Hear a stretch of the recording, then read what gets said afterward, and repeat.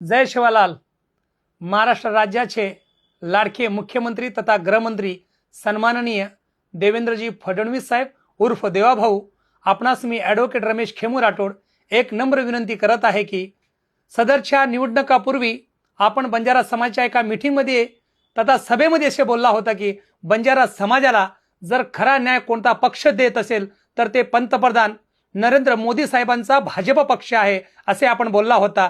त्याचप्रमाणे बंजारा समाजाच्या एका मीटिंगमध्ये देखील आपण असे बोलला होता की बंजारा समाजाची संस्कृती एक आहे, बोली भाषा एक आहे, राहणीमान एक आहे, रानसन एक आहे। हे सगळे असताना देखील आजपर्यंत ह्या बंजारा समाजाला कोणत्याच पक्षाने न्याय दिलेला नाहीये। पण माननीय पंतप्रधान नरेंद्र मोदी साहेबांच्या मदतीने आपण आम्हाला न्याय मिळवून देतो असे आश्वासित केले होते। पण साहेब, एक सत्य परिस्थिती अशी आहे की मागील 1 महिन्यापासून ह्या बंजारा समाजाने अनुसूचित जमाती म्हणजेच एसटीच्या आरक्षणासाठी अनेक आंदोलन केले, मोर्चे केले, उपोषण केले, रस्ता रोको केले। जवळपास 50 पेक्षा देखील जास्त मोर्चे ह्या राज्यात काढले होते आणि कायद्याचे अधीन राहून हा बंजारा समाज आज तगात मोर्चे काढलेले आहे। पण साहेब, या राज्यात सुव्यवस्था बिघडावी नाही ही आमची एक प्रामाणिक इच्छा आहे। पण फडणवीस साहेब, हा बंजारा समाज खूप प्रामाणिक आहे, इमानदार आहे आणि सरळ आहे। आजपर्यंतचे मोर्चे,